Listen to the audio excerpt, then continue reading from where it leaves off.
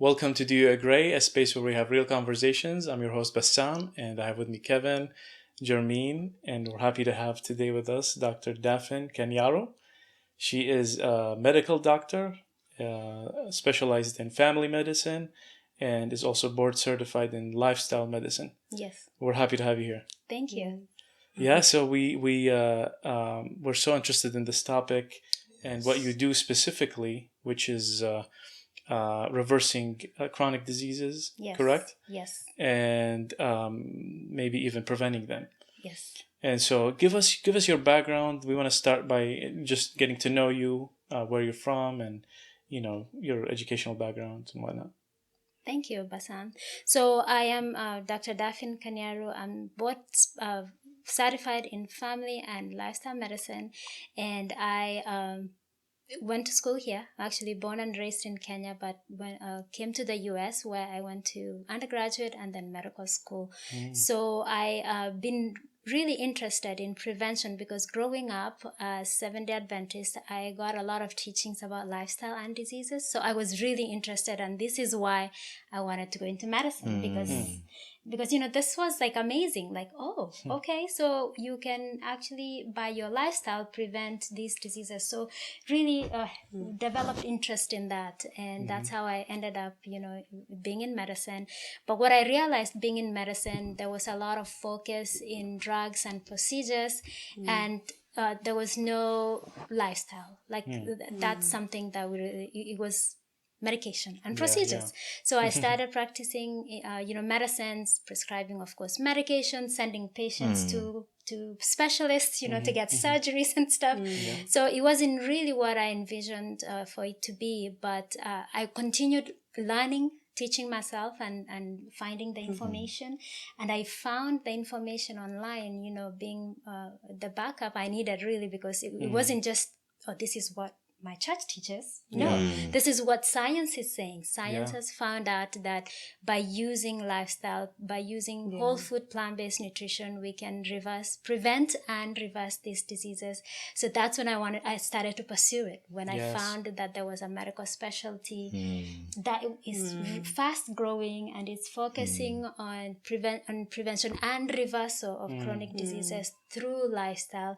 And 6 pillars of, I'm kind of getting ahead of myself talking so much about this, but I did get certified in lifestyle medicine, and the 6 pillars of lifestyle medicine is: number 1, plant predominant nutrition; number 2, exercise; stress management; sleep; social connection; and avoiding risky substances, like drugs, cigarettes, and alcohol. So this is the focus of lifestyle medicine. So I got certified in that, and then I was sick for some time, so I wasn't practicing regular medicine. That really gave me time to start pursuing coaching, like nutrition coaching, clinical nutrition. And I've been looking at what the doctors are doing, and it's sad that it's not spreading like the new medication that came out, right? Like Ozempic and Wegovy. Like, why aren't we, doing the same thing, spreading the message about using lifestyle to reverse disease, especially when you talk about reverse.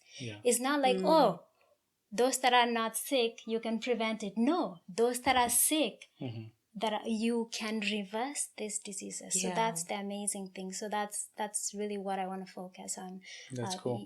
Coaching people and how they can reverse these diseases. That's awesome. You raised a really important point, because let's say you have high blood pressure or you have diabetes. You go to the medical doctor, the physician, and what they prescribe is medication. Right. And how long are you going to take this medication? Forever, for life. So it's not really helping. It's just kind of like a Band-Aid or something, just to kind of help you cope. It slows, just with slow something instead of getting to the root cause. Why do you have this? What's going on with your body? And let's just go ahead and fix it, and then you don't have to deal with that. Yes. What do you attribute to that? I guess the gap between traditional medical practice and the lack of focus on the lifestyle aspect. Yeah. I mean, sadly, I feel like it's the economy. It's the economies because, I mean, like telling the lifestyle is really stuff. It's free stuff. We're already doing it. You're spending already $500, who knows, $700 in food. Buy plant foods. Like you're already doing it. Yeah. Or if it's exercise. Just pick what's better. Yes, just choose what's better, right? Yeah. Or if it's exercise, you don't have to go to the gym. Just go run outside. If it's sunlight, just go outside. Like this is all free stuff. But when we're talking drugs, like, a $1,500 drug that you inject every month. It's sad, but I feel like it's not profitable. It's just, right? Yeah. But that's really what's helpful. Interesting. Right. I think also probably a time limitation. The Right. doctor is supposed to see so many patients, and they don't Right. have a lot of time. I mean, There's you no- practice as a family doctor, right? And you were probably busy, right? Oh yeah, How many 15 patients? minutes is, in fact, you start talking about lifestyle because some of these might be new to the patients. Like, we didn't even know that the diet causes disease. Yeah. So even starting that discussion itself Yeah. needs at least half hour, 1 hour. Yeah. But you're getting 15-minute visits, it's so it time. takes way more time. Yes. And Yes. also I think the way people's mentality is, or how they have been accustomed. Expectation, exactly. I'm coming here. You're gonna give me a drug. Yes. I don't want like We want a I don't want quick talk. fix. I need Yes, fix me up. yes. I don't have time to go out in the sun. I don't have time to exercise. Yeah. Just help me feel better Feel right better. now. Yeah. Now, yes. Yes. Like you know what? It's Yeah. the doctor's responsibility. Nothing Yes. I can do. You give me Yeah. the drug, I take it, But Exactly. no, lifestyle medicine is not, the doctor will help you, but you have to make the changes. Yes. And So that's hard. as a coach versus practicing in a clinic, Right. 15 minutes. And as a coach, how much time do you usually? Like 1 hour. 1 hour. Wow. 1 Okay. hour. Yeah. And you work with them over a period of time, Over I'm a guessing. period of time, yes. So it's goals. You tell them, okay, this is what I want you to do. If it's, let's say, food, you're going to have like half cup of beans for at least 3 days a week. You know what I mean? Like it has to be. Some of these people are not eating any of these foods. Yes. Some even come true, and yeah. say, you know what, doc? I don't even, like in a day, I don't eat fruit or vegetables. Yeah. I'm like, what's happening? So even when you prescribe, it's like, you are going to have half a cup of spinach for 3 days every week, and then come back, let's talk. Wow. It's like they have to be SMART goals, what we call, they're Yeah. specific, they're attainable, this kind of thing. Because if you just tell them, I want you to go plant-based, some of them don't really understand what you're saying. Yeah. So It's funny yes. is I have one of my assistants. Right. She's the biggest carnivore I've met. And so she has elbow issues, and then joints problems, and then wrist, and then shoulder, same arm. Right. And she keeps wondering, and then now they're giving her, hormone injections. And it's just, it doesn't seem to get better. She's going to physical therapy, and we talk about diet, but her answer to me is, I'd rather die than leave my meat. And so I feel like it's just the solution probably is to really educate, right? Yes. Mm-hmm. Yes. You are, doctor, you're very big about plant-based. Yes. Can you tell us why is that? That's what, yeah. Yes, for sure.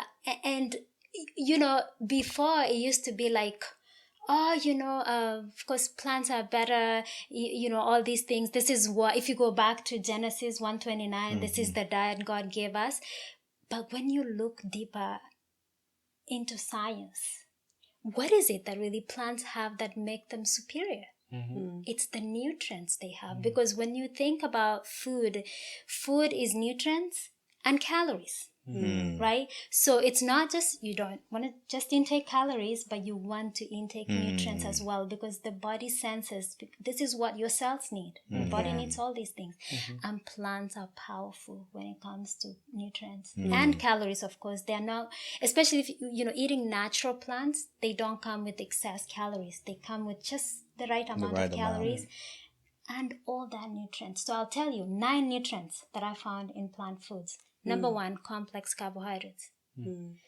Almost all of them All of them have complex carbohydrates. Even the beans we say is protein. 70% is carbohydrates. Wow.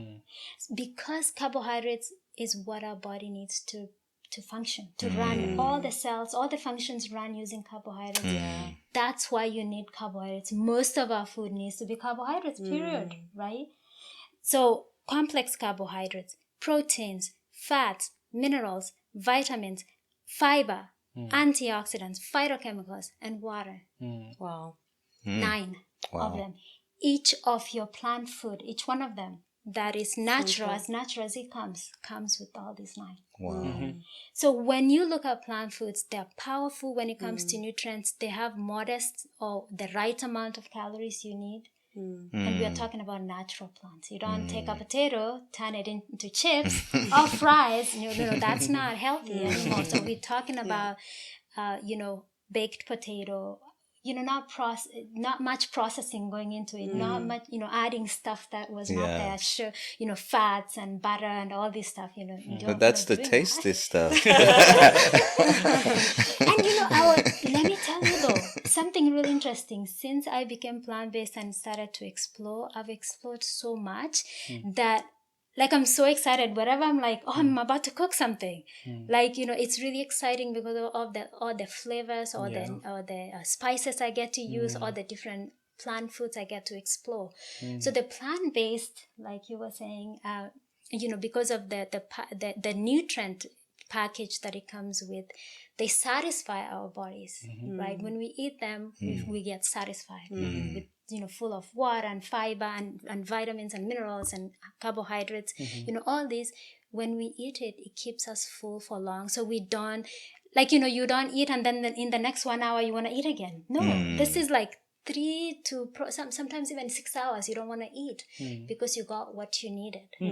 And it doesn't give you the wrong stuff. So when you think animal food, it's coming with cholesterol, saturated fat. Animal food don't have fiber, 0 fiber. Wow. They don't have antioxidants and phytochemicals. And something I needed to tell you, phytochemicals and antioxidants, these are what gives the plants their color. And this is what protects the plants where they're growing outside. They're outside growing in all harsh conditions. Yeah. When we eat these plants, these same compounds protect our cells the same way it protected the plant out there. So this is not found in animal food. It's in plants. So that's why plants are powerful, because they will protect the cells from damage, from free radical damage. Yeah. DNA will protect the DNA from damage. So that's why plants are powerful. And I'll tell you that not necessarily being vegan determines how healthy you become, or being vegetarian.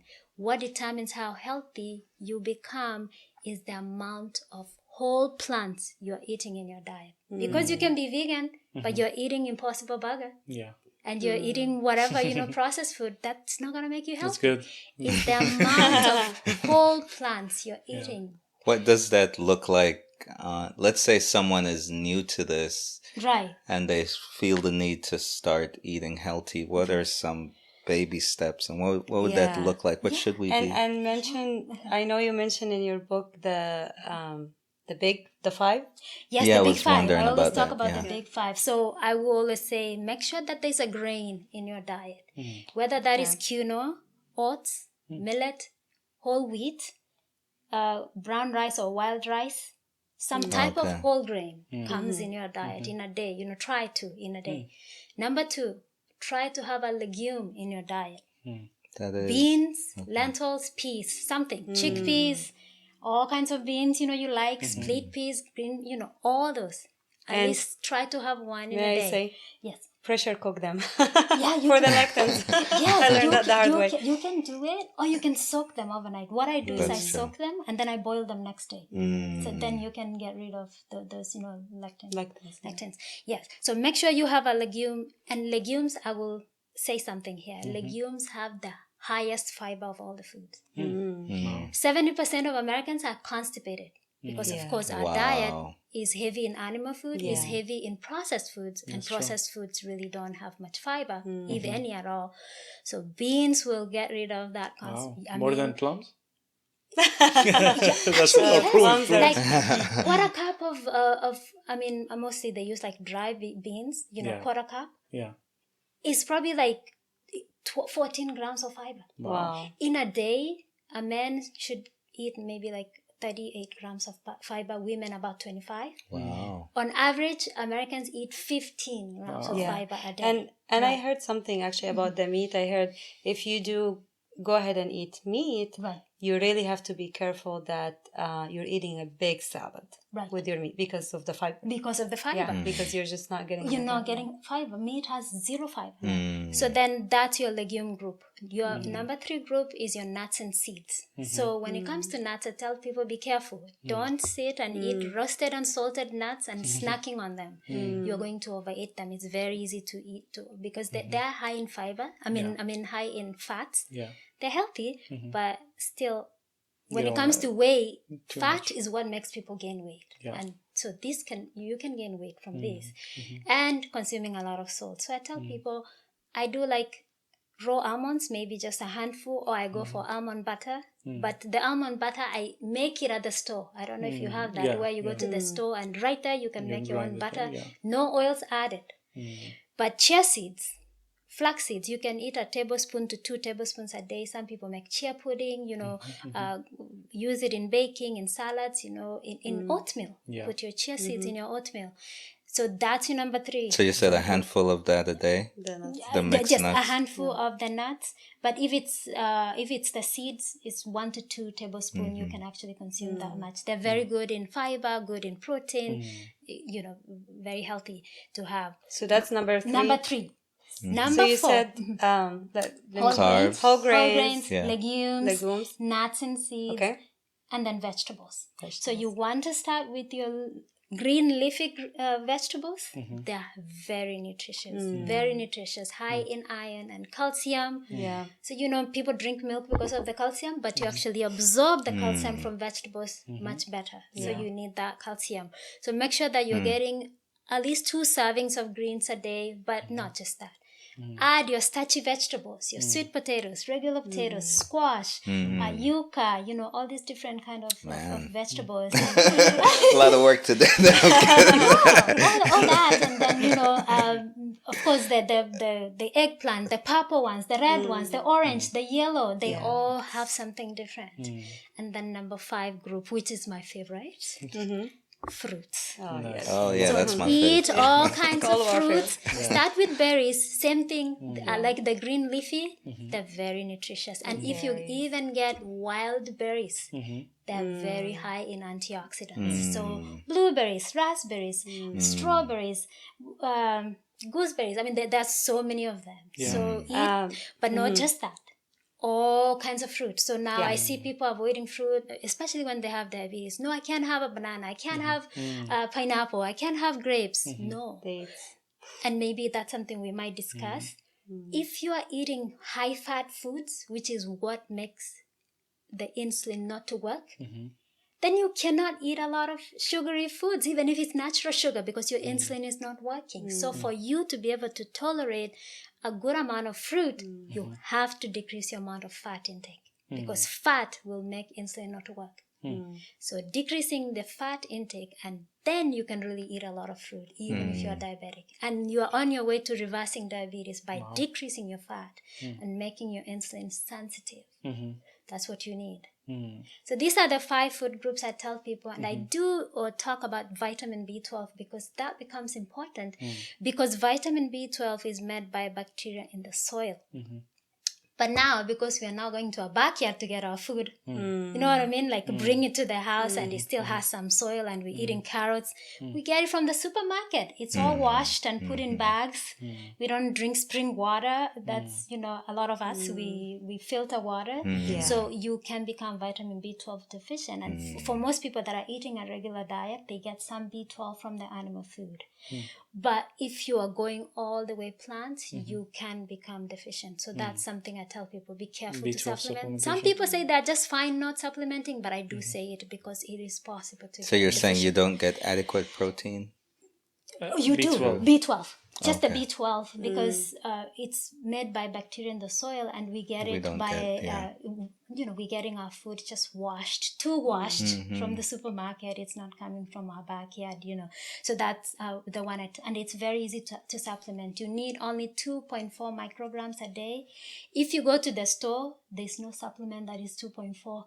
There are 100 micrograms up to 5,000. Wow. Ridiculous amounts. So even when I take it, I just take it like twice a week. Okay. I don't even... You need 2.4, you said? 2.4 micrograms is all you need. What about the B12 shots? The B12 shot, is it like once a month? Probably people get it like once a month. Yeah. Once a month. Yeah. 3 weeks, they say? Or Yeah.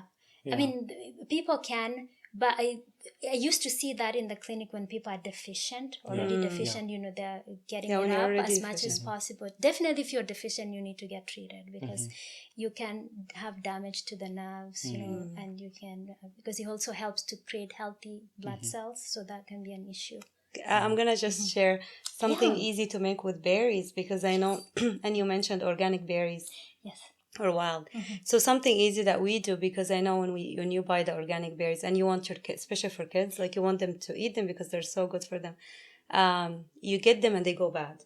The berries, they go bad so quick. So we get the organic frozen berries. Frozen, that's what I get. And we just we just put them on the stove, not to cook them, just to kind of melt them. Yes. We smash them, put chia seed, and then you can take them out, put some almond butter.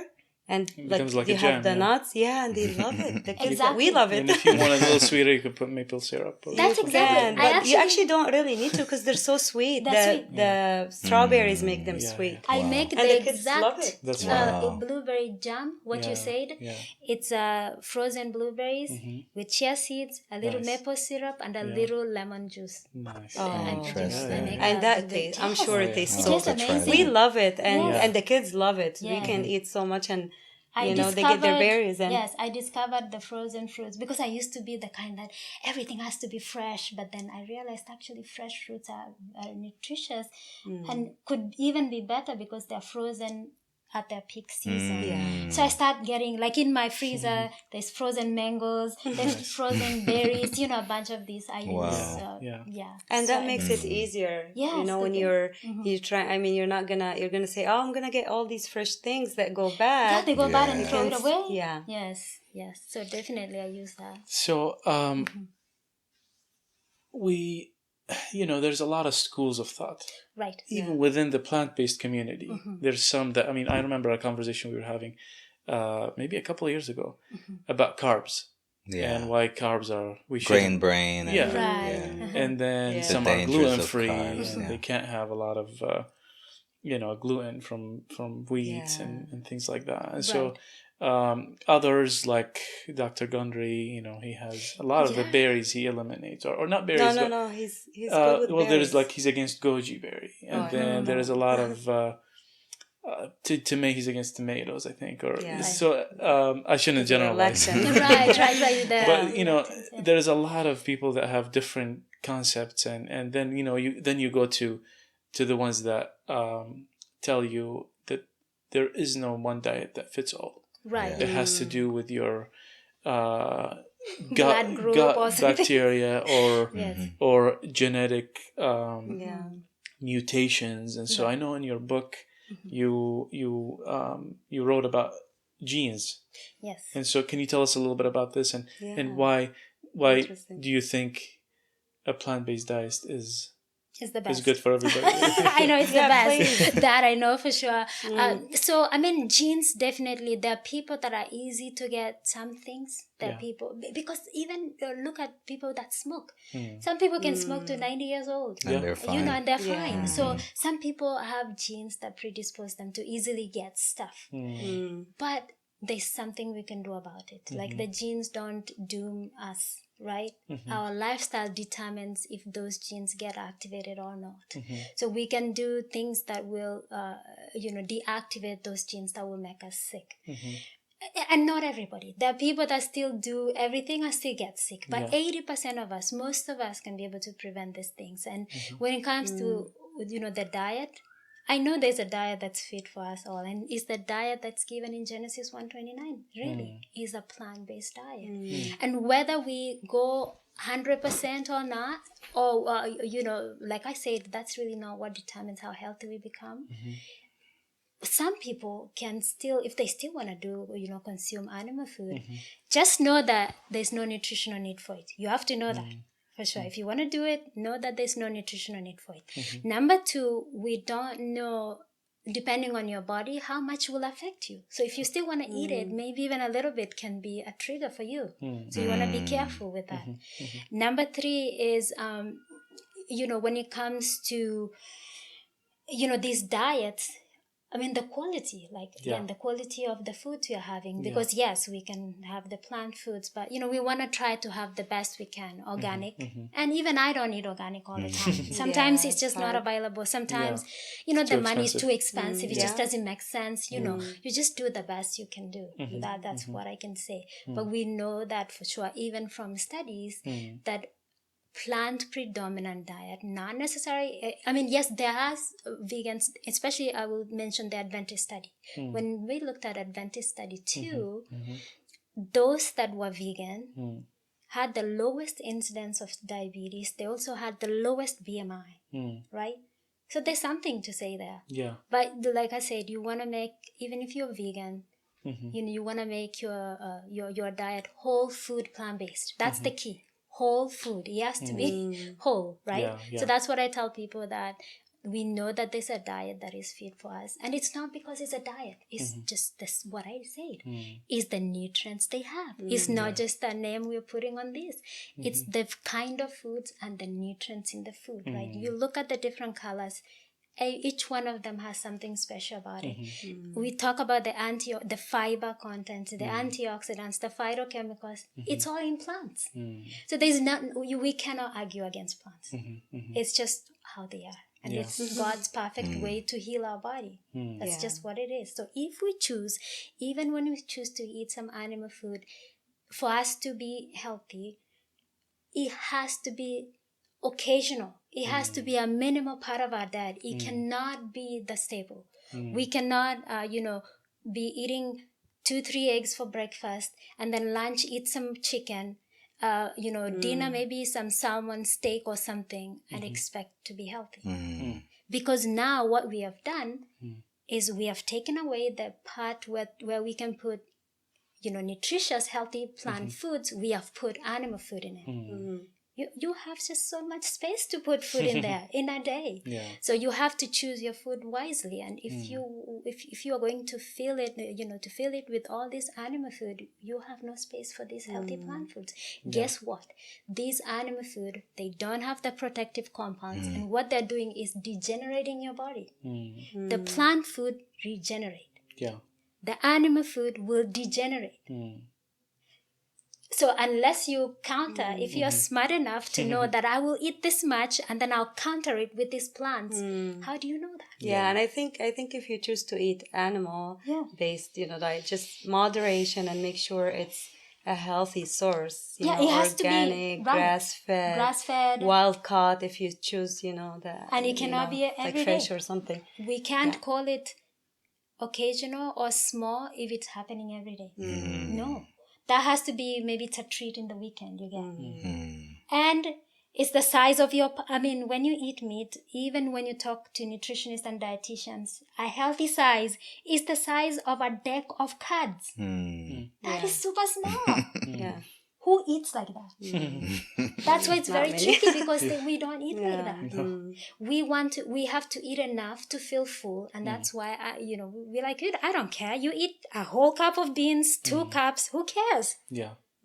But if you're going to eat a quarter, chicken, or these big pieces of chicken, now we care, because this food does not have protective nutrients. It does not have, it's going to cause problems. You understand? So one question, I think we've been talking about it the whole time, right? But I guess for someone out there, I know a lot of people have these health problems: diabetes, high blood pressure, heart disease, obesity. So what would be the steps that they would need to take to possibly reverse some of these diseases? I know you work with people with especially diabetes and yes. obesity. Right. What would that look like? Amazing enough, it's like one, if we want to call it a diet for this moment, because we don't like to call it a diet because diet brings the restriction in mind. Yeah. But this is not restriction. I mean, if you see like the foods I eat, I'm just like, I'm not restricting myself. I listen to myself. If I feel full, I stop eating. And then I wait. When I feel hungry, I eat again. But I make sure I drink water, because sometimes you think you're hungry, but you're actually thirsty. So this is not a restrictive kind of thing. It's you are enjoying the food, but you are eating a lot of nutrients, not a lot of calories. This is going to promote weight loss. So the same 5 food groups I talked about, but you want to make sure that you're not cooking your food in oils. Yes. Oils. Because if fat is what's making people gain weight, guess what? The fat comes from animal food, is naturally high in fat. Processed foods coming from the factories is going to be high in fats and oils. The fats we use at home. I mean, for me, coming from Kenya, in my culture, the things we love, and we even do deep frying and all these things. Oil is a big part of our diet. Yeah. Same here. So these oils are going to promote weight gain, and they're inflammatory too, because they have a lot of omega-6. So I tell people, it's simple. You eat from these 5 food groups, the whole grains, the legumes, the nuts and seeds, vegetables and fruits, but don't cook them in fats and oils. Roast them, boil them, steam them. I saute my food in broth, vegetable broth or water, and then I spice it. If you do this, then basically you're eating the food as natural as it comes, and it has everything you need. What about like olive oil, but not cooked? Not in cooked general, like olive on oil. salad or something. Yeah, it is. I mean, the best, so to say, especially when you're not cooking it. Yeah. But still, 14% of the fats in olive oil are saturated fats, which is the bad fat that stimulates your liver to make cholesterol. And So if you coconut eat as well, olives right? and coconut, in fact, the 2 plant foods I tell people to be careful with: coconut oil, of course, coconut milk and all that, palm oil. Very high in saturated fats of all foods. Wow. Even more than even the animal food. But if you eat the coconut fruit, it's fine. Because So no coconut oil? So coconut oil is high in saturated Everyone fat. talks about how healthy it it is is. for you, though. Yes, it is crazy. And they said it's good for your brain, and and your energy. And the coconut fruit. So this is I tell people it's simple.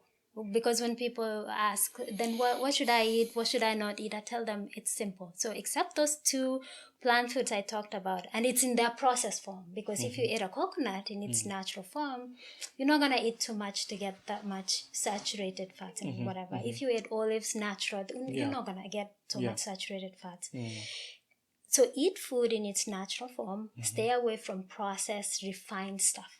So even, refined oils, refined sugars, and all this stuff, not good for you. Refined grains, meaning white flour, white rice, white pasta, all this stuff. But if you eat the food, naturally as it comes, in these 5 food groups, you're just going to be fine. You will lose weight and reverse diabetes as well. Wow. Not just diabetes, hypertension, heart disease. It's like one diet, so to say. For so everything. you're saying that diet is what reverses those diseases? It is what reverses the diseases. And this is what I tell people, there's no one thing like, what's the vitamin I need? What's the herb I need to fix my problem? No, it's everything. It's a lifestyle. Every day. It's a lifestyle. And food is very powerful because we have to eat to live. You can't be like, I don't want to eat. I don't know what to eat, so I'm not going to eat. No, we have to eat. So then food becomes a very powerful tool because it's what we all have to do, and it has the most impact. Right? So to make it practical, I think a lot of us are also used to eating out.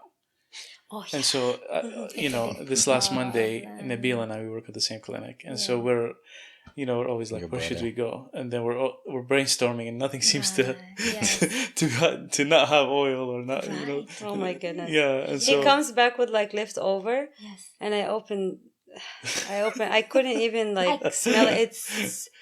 It's oil. It's drenched, yeah. It's like but when you're hungry, oil and some vegetables. It's literally I know. I do that, and sometimes when we eat out, I bring the food home. I can't eat the next day. I look at it. I'm like, I can't believe I ate that. Yeah. So that's the thing with restaurant food. It's going to be, when I travel, maybe I'll do a Subway or like a Chipotle where, and even Subway, I just get it's a more bread whole. with a bunch of vegetables and avocado. Yeah, that's really what I that's get. what I And do, then exactly. if I go to Chipotle, then I get the brown rice with sofritas and beans and there's guacamole. better options. So there are better options. Yes, better option. No, not your fancy, but it's fine.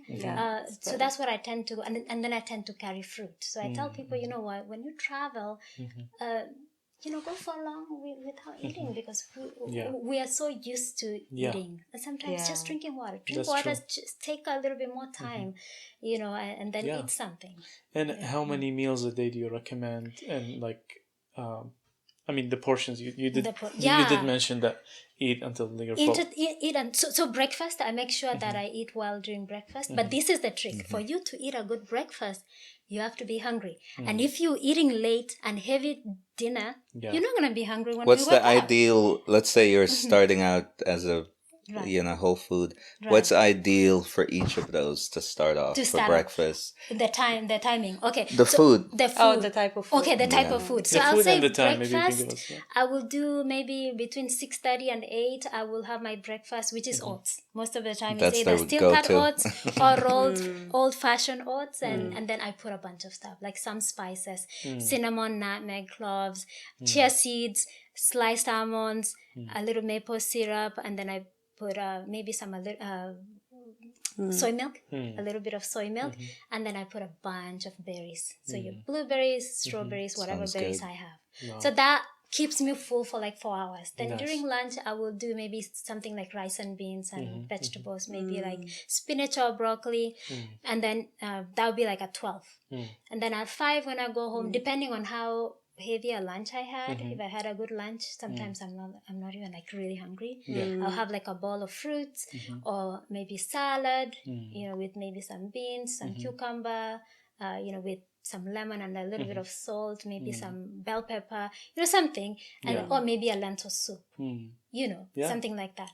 And that would be around 5, 6. Okay. So beyond that, I'm not eating at all. So 3 meals? Just 3 meals. But sometimes it's even 2. Like I said, if I'm at home and, I had a late start for the day and I end up, eating maybe at 9 and then maybe 2 p.m. for lunch, and I had a good lunch. Yeah. Sometimes I'm done for the day because I don't feel hungry. Yeah.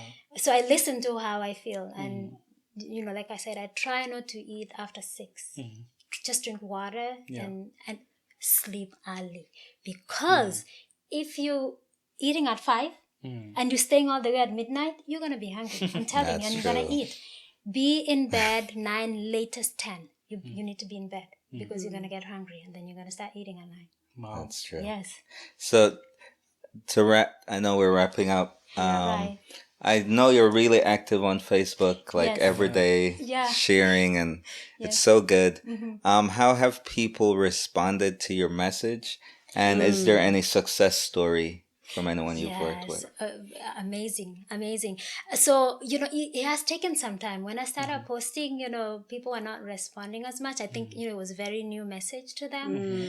And, a lot of them were fighting me. Like, what do you mean? Like, our ancestors were eating meat and drinking milk. Like, what are you talking about? Like, this is part of healthy diet. And I'm telling them, no, this is what science is saying. But also, this is what the Bible said. Yeah. So, in fact, one of my colleagues said that a doctor who was talking about, eating animal food and stuff, he said, you know what? Look at Genesis 1:29. That's the ideal diet.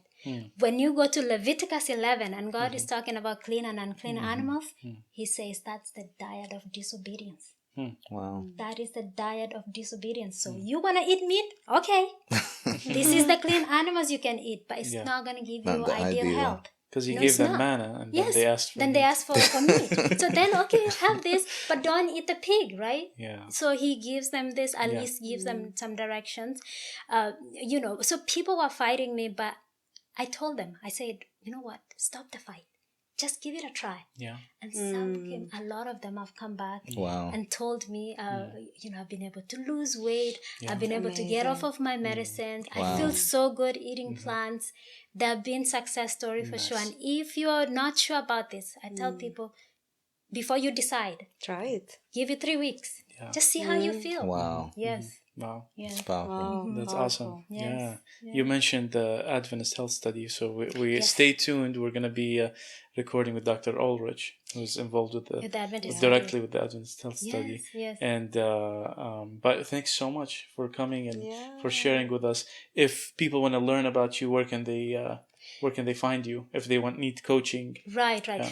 So you can find me on Facebook, Daphine Kaniaru. That's my Facebook. I'm also on Instagram, but I'm very active on Facebook. Cool. You can also find my book. It's called The Future of Medicine. To prevent and reverse chronic diseases. But if you find me on Facebook, you'll probably find the book as well. You can find me on DaphineKaniaruMD.com and see the coaching options that I have there. And but I'm really active on Facebook. So if you want anything quick, check me there. Nice. Awesome. Yes. And then they And we can can also write that on the we'll have all the description. information in the description. You have a Right. book also. Yes, that the if book. they need to Yes. learn more, it's I believe on Amazon. It's on Amazon. We're gonna put the link as well for that. Yes. And you were interested in writing a book about for cooking, a cooking book. Yes, right? so I'm working That on would be that. good. I am. Yes, it's coming soon because again, I started cooking without oil. Yes. I've been plant-based for 15 years, but I used Nice. oil all these years Yeah. until I learned more, and it made sense to me when I learned about the inflammation, empty calories, coming from these oils. I was like, I don't want to injure my blood vessels and promote heart disease and all these things, in my body. So I stopped using oil, and I actually don't miss it. When I eat food with oil, It's heavy. it's something like I don't enjoy Very it. heavy. Yeah. Yes, Yeah. so it's different. That's awesome. Yes. Well, we look forward to that.